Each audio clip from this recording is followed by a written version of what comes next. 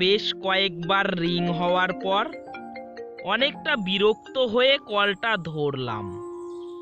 তবে ওপাশ থেকে যার গলা ভেসে এলো তার সাথে রাগ করে কথা বলা মোটেও সম্ভব নয়। রাজু আমার ছোটবেলার বন্ধু। চাকরির জন্য বিদেশে আসার আগে গ্রামের বাড়িতে আমরা একসঙ্গে পড়াশোনা করেছি। কিরে, ঘুমাচ্ছিস নাকি এখনো? এই তো উঠবো আর কি। আর বল, কি খবর তোর? এই তো ভালোই চলছে। হঠাৎ কি মনে করে এত সকাল সকাল ফোন করলি? তুই আসবি কবে? কেন? কেন? আরে পরশু যে আমাদের পায়েলের বিয়ে, ভুলে গেলি? আরে ও হ্যাঁ, দেখেছিস কাজের চাপে তোর বোনের বিয়ের কথাই ভুলে গেছি। আমাকে যা বলেছিস বলেছিস, পায়েলকে কিন্তু এ কথা একদম বলিস না, তাহলে কিন্তু খুব রাগ করবে। যা বলেছিস। তাহলে শোন, কাল সকালের ফ্লাইট ধরে চলে আয়। আমি এখন রাখলাম।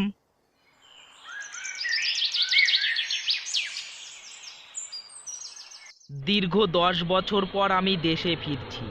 বাবা মাকে নিয়ে আসতে পারলাম না, তাই একাই চলে আসলাম।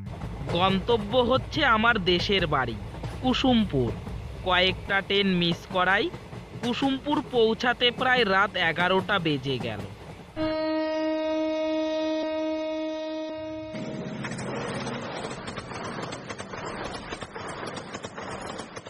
ট্রেন থেকে নেমে দেখি স্টেশন কিন্তু প্রায় ফাঁকা।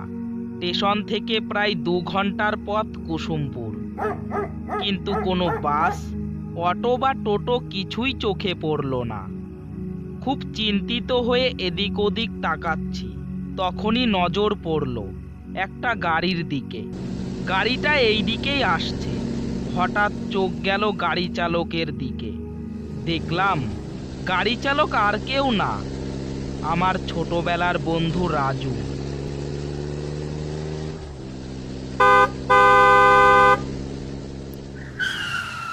কিরে, আসতে কোনো অসুবিধা হয়নি তো? না না, তেমন কোনো অসুবিধা হয়নি। ট্রেন থেকে নেমে কোনো বাস বা অটো দেখতে না পেয়ে একটু ভয় পেয়ে গেছিলাম। আমি জানতাম তোর আসতে অনেক রাত হয়ে যাবে, তাই আমি নিজেই তোকে নিতে গাড়ি নিয়ে চলে আসলাম। চল চল, আর দেরি না করে যাওয়া যাক।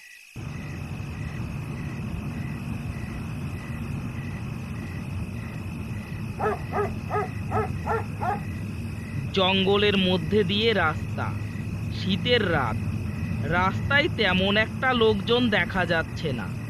এই বিশ্ব, তোর গার্লফ্রেন্ডের খবর কি? আর গার্লফ্রেন্ড, ওর কথা বলিস না ভাই, পুরো পাগল করে দেয় আমাকে। কিরে, কার সাথে অ্যাক্সিডেন্ট করলি? মনে তো হচ্ছে কোনো জন্তু জানোয়ার। চল নেমে দেখি। এত অন্ধকারের মধ্যে বাইরে যাওয়ার কি প্রয়োজন? হ্যাঁ, যা হয় হবে। তার মধ্যে দেখছিস না চারপাশটা কি ঘন জঙ্গল? আচ্ছা, তুই এত ভীতু কেন বলতো? আরে জংলি পশু হলে রাস্তা থেকে সরিয়ে সাইডে রাখতে হবে, তা না হলে তো অন্ধকারের মধ্যে অন্য কেউ অ্যাক্সিডেন্ট করতে পারে। এরপর দুইজনে গাড়ি থেকে নেমে সামনে তাকিয়ে দেখলাম গাড়ির সামনে কিছুই নেই। না, এটা তো সম্ভব নয়, কারণ আমি নিজে দেখেছি অনেক জোরে ধাক্কা লেগেছিল, কিন্তু এখানে অ্যাক্সিডেন্টের কোনো চিহ্ন মাত্র নেই। দেখেছিস, এখানে কিছুই নেই। খামোখা তুই বেশি চিন্তা করছিস। মনে হয় তেমন ব্যথা পায়নি, তাই জঙ্গলের মধ্যে চলে গিয়েছে। আচ্ছা চল তো বিশ্ব, অ্যাক্সিডেন্ট হয়নি যখন তা তো আরো ভালো কথা। এখন অনেক রাত হয়েছে, তাড়াতাড়ি কুসুমপুর পৌঁছাতে হবে। হ্যাঁ, তুই ঠিকই বলেছিস, আমি খামোখা একটু বেশি চিন্তা করছি। এরপর আমরা দুইজন গাড়িতে উঠে বসলাম। গাড়ি স্টার্ট দিতে গেলে গাড়ি কোনোভাবেই স্টার্ট নিচ্ছিল না।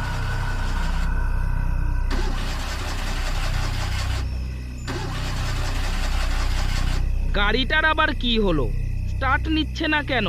কি আর হবে, ঠান্ডায় ব্যাটারি বসে যেতে পারে।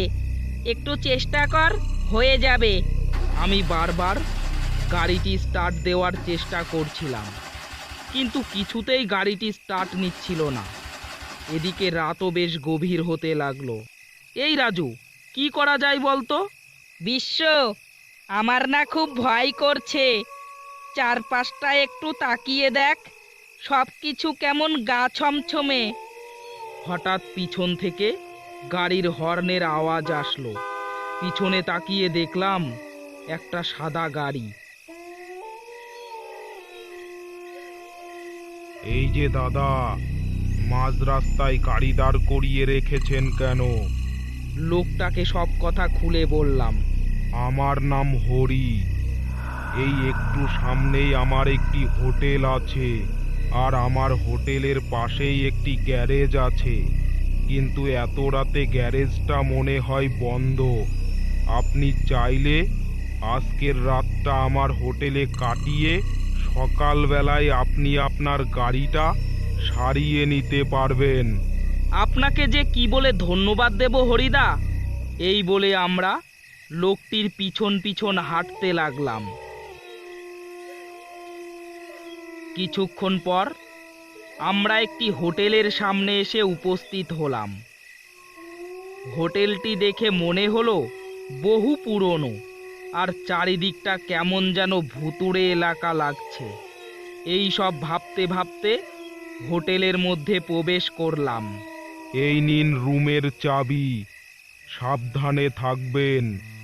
কোনো সমস্যা হলে আমাকে ডাকবেন। ওই ডান দিকের ঘরটা আপনাদের। হ্যাঁ, ঠিক আছে হরিদা। আমরা রুমের দরজা খুলে ভিতরে প্রবেশ করলাম। দেখলাম রুমটি বেশ পুরনো। ঘরের মধ্যে একটি মাত্র বিছানা রয়েছে। চল চল, শুয়ে পড়ি, অনেক রাত হয়ে গেছে। সারাদিন জার্নি করে শরীরটা খুব ক্লান্ত, তাই বিছানায় শুতেই আমি বেশ গভীর ঘুমে আচ্ছন্ন হয়ে পড়েছি।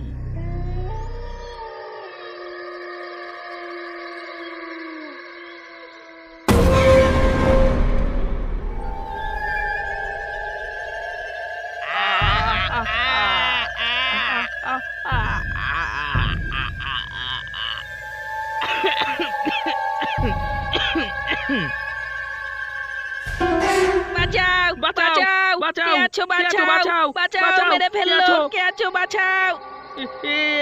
এই যে হরিদা, আপনার ওই ঘরে ভূত আছে। না না, ভয় পাবেন না। এই ভূত আপনারে বেশি ক্ষতি করবে না। খালি ঘাড়টারে মোটকে মেরে ফেলে নিজের দলে টেনে নেবে, এর বেশি কিছু না।